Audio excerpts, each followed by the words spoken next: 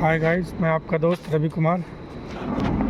आज मैं आपको कुछ अन्य इम्पोर्टेंट चीज़ें दिखाऊंगा जो आपको as an engineer you should be known to all these terminologies.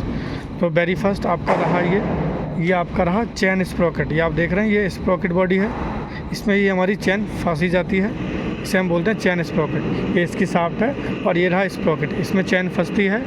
ये हमारी IRC में FRC में लगाई जाती है। तो जो आपका रेक कैरियर है उसकी चैन इसमें फंसती है। तो आपका ये हो गया स्प्रॉकेट। ये आपका हो गया पिनियन गियर। रोलर मैं आपको दिखा चुका हूँ और आपको मैं एक ये ऑक्सिलरी बॉडी दिखाऊंगा जो शुगर मिल में लोग लगा लेते हैं। इसको हम जगह जगह कुछ अलग अलग नाम दिया गया, कुछ लोग इसको कॉम्बर कहते हैं, यहाँ पे इसको कॉम्बर नाम दिया जाता है। इफ़िशेंसी बढ़ाने के लिए हल्का सा हमने लगा दिया गया है। फिर से आप देखिए, ये मोटर है और ये आपका प्लानेटरी गियर बॉक्स है। ये कॉम्बर लगा दिया है। रोलर को मैं आपको दिखा चुका हूँ। रोलर अलाउ हम लगे हाथों डिस्कस कर लेते हैं। तो मैं आपको पहले भी बता चुका हूँ, फिर से हल्का सा बता रहा हूँ। देखो, इसमें ये जो रोलर है इसमें ग्रूविंग काफ़ी ज़्यादा है, पतली पतली ग्रूविंग है। मतलब इसके बीच की जो पिच है इनकी पिच कम है बट डेप्थ ज़्यादा है। इस ग्रूविंग को बोलते हैं मैस्चार्ड grooving.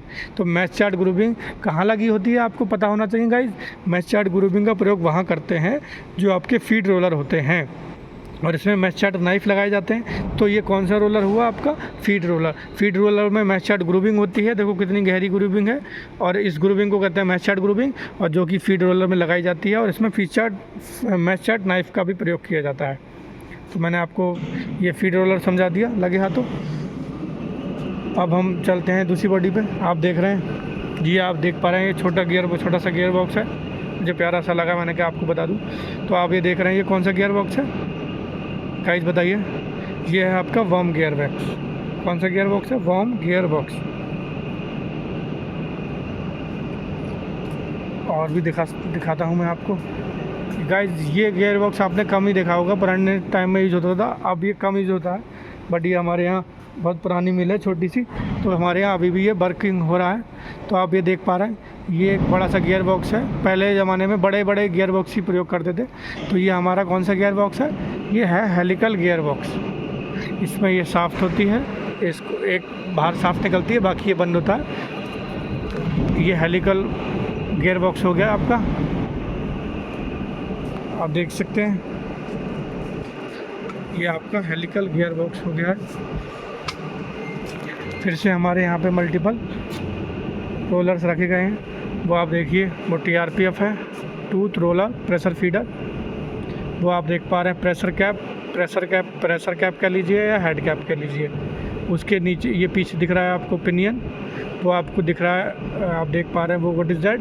That is scraper. Okay, मैं आपको कुछ और भी चीज़ दिखाता हूँ जो आपके लिए आवश्यक होगी, मैं प्रयास करूँगा। गाइस देखिए, ये आपका हो गया स्क्रैपर। ये आप देख रहे हैं बेयरिंग है, ब्रास बेयरिंग है, वो भी देखिए। देखो ब्रास मटेरियल का प्रयोग है। फिर से मेरा आपके लिए आज का क्वेश्चन है, जो ब्रास मटेरियल होता है तो ये किन किन धातुओं का कंपोजिशन है? आपको मुझे कमेंट में बताना है कि जो आपका ब्रास मटेरियल है वो किन किन मटेरियल का कंपोजिशन है, किन किन धातुओं से मिलकर बनता है ब्रास, आप मुझे बताएंगे। ये आपकी प्रेशर कैप, हेड कैप, जो आपको उचित लगे बोल सकते हैं। आपको मैं एक बड़ी सी मशीन दिखाना चाहूँगा गाइज। ये है आपकी लेथ मशीन, बड़ी सी लेथ मशीन है। यहाँ पे जो भी कुछ काम होता है, रोलरों को बनाना कुछ या कोई नया टूल बनाना, उसमें हम इस लेथ मशीन का प्रयोग करते हैं।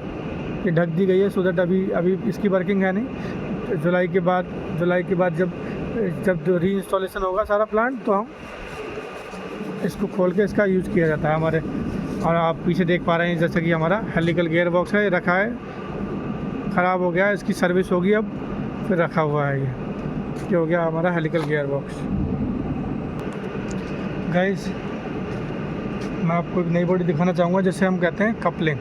तो कपलिंग आपने यूजुअली देखी होंगी। कपलिंग के दो प्रकार होते हैं, दो या तीन, जो भी आपने दो प्रकार आपने मोस्ट ऑफ द टाइम आपको देखने को मिले होंगे। तो हम यहाँ पे देख पा रहे हैं, ये कपलिंग है। कपलिंग का कौन सा प्रकार है? तो मैं आपको बताना चाहता हूँ, ये रोप कपलिंग है। देखो यहाँ रोप का प्रयोग किया गया है। ये कौन सी कपलिंग है? रोप कपलिंग। रोप कपलिंग का यहाँ प्रयोग किया गया है। इंडस्ट्री में रोप कपलिंग ही ज़्यादा प्रयोग की जाती है। तो ये रोप कपलिंग हो गई। रोप कपलिंग का यहाँ प्रयोग क्यों किया जाता है? कह रहा माने जिन इंडस्ट्री में फ्लक्चुएशन ज़्यादा पाया जाता है, जैसे अब ये आपका प्लानेटरी गियरबॉक्स से शाफ्ट गई तो इसकी, और यहाँ पे ये वो मोटर रहा, मोटर से प्लानेटरी गियरबॉक्स, फिर वो कनेक्ट होती है रोलर पे। तो कभी कभी क्या होता है, रोलर्स पे मिल पे हमारी लोड बढ़ जाता है, बगास का लोड बढ़ जाता है। तो जब लोड उस पर बढ़ेगा तो इस पर बढ़ेगा, यानी कभी कभी क्या होता है, वो लोड से हमारे शॉक आते हैं, झटके आते हैं। तो जब हमारे जिस प्लांट में ज़्यादा झटके फील हों, लोड बढ़ जाए, लोड वेरी करता है, तो वहाँ हम रोप कपलिंग का प्रयोग करते हैं। यहाँ रोप कपलिंग का प्रयोग क्यों किया गया है? क्योंकि बदलते हुए लोड को हमें ईजिली हम कैरी कर पाए, इसलिए लोड का प्रयोग रोप कपलिंग का प्रयोग किया है। यहाँ पे कहीं कहीं हमने देखा होगा टेल वार कपलिंग। टेल वार कपलिंग अच्छी होती है। वो टेल वार कपलिंग में क्या फ़ायदा है कि वो आपको बढ़िया टॉर्क तो प्रदान करती है, बल आघूर्ण तो प्रदान करेगी, बट झटके ये शॉक होते हैं उनको झेलने में असमर्थ कहीं कहीं वो ठहरती है। तो जहाँ ज़्यादा झटके हों, ज़्यादा शॉक हो, शॉक ऑब्जर्व करना हो, तो वहाँ हम रोप कपलिंग का प्रयोग करते हैं। और जहाँ हमें ज़्यादा टॉर्क चाहिए और जहाँ अलाइनमेंट की ज़रूरत ना हो, जहाँ हमें ज़्यादा टॉर्क चाहिए और अलाइनमेंट एकदम परफेक्ट हो, वहाँ हम टेल वार कपलिंग का प्रयोग करते हैं। रोप कपलिंग में क्या होता है, ज़्यादा अलाइनमेंट की ज़रूरत नहीं है और इसमें जो छोटे मोटे झटके आते हैं उसको ये रोप कपलिंग बर्दाश्त कर लेती है। टेल वार कपलिंग क्या करती है, उसके लिए जो अलाइनमेंट होता है शाफ्ट का वो परफेक्ट होना चाहिए, और उसमें जब झटके आएंगे मिल में तो वो डैमेज होने की आशंका रहती है। आशा करता हूँ आप समझ पाए होंगे। मैं आपका दोस्त रवि कुमार। जय हिंद, जय भारत।